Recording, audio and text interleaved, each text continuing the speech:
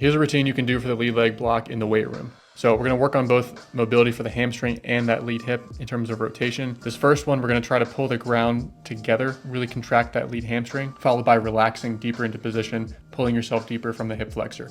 You can also do pulses from this position, contracting the quad. You'll feel a deep stretch on the back side of that hamstring in that lead leg. Next, for the hip 90-90s, you're going to try to lift that foot up off the ground for a 10 count, followed by driving that foot down into the ground for a 10 count. Start to open up some rotational range of motion in that lead hip. From a rotational strength or stability component, this is the hip airplanes. You're going to start with no load, just up against a wall for balance. And we're using that lead glute, that outer glute, to control the pelvis into that lead leg. We're working on the deceleration component. You can add a band here, you can add tempo, and you can do this with a cable machine as well to really overload that lead glute and that deceleration pattern. Along the same vein, this is the rotational kettlebell swing. So we're still trying to overload that lead glute to work on decelerating the pelvis and the torso with a little bit additional load, and a little bit additional rotational velocity. As we move into this position, you shouldn't feel it in the low back, you shouldn't feel it in the arms.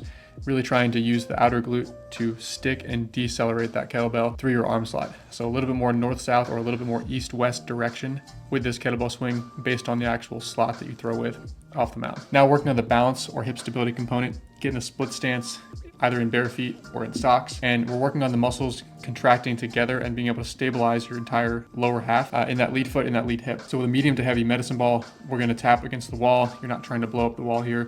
We're just trying to work on the stability component. You can take that back foot off the ground to make it more difficult. And then two more, we have the ipsilateral cable row here. So a same sided cable row where you're using hip rotation to initiate the movement. You can still overload this and add this into your regular lifts for the week. This is the 3D strap rotational feel. You can also do this with a couple bands looped together. The idea here is to take the arms out of it. We're just working on the overall pattern of using rotation to drive the lead leg to block properly and drive into extension. So we can add a little bit of load here, load into the backside, unload the hips, and you'll see that lead leg start to extend properly. This is a really helpful feel for guys who struggle with rotation.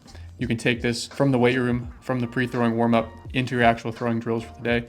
Again, there's a lot more that goes into patterning that lead leg block, but this will address some of the mobility constraints. It will also address some of the feels and strength components that you can actually target in the weight room.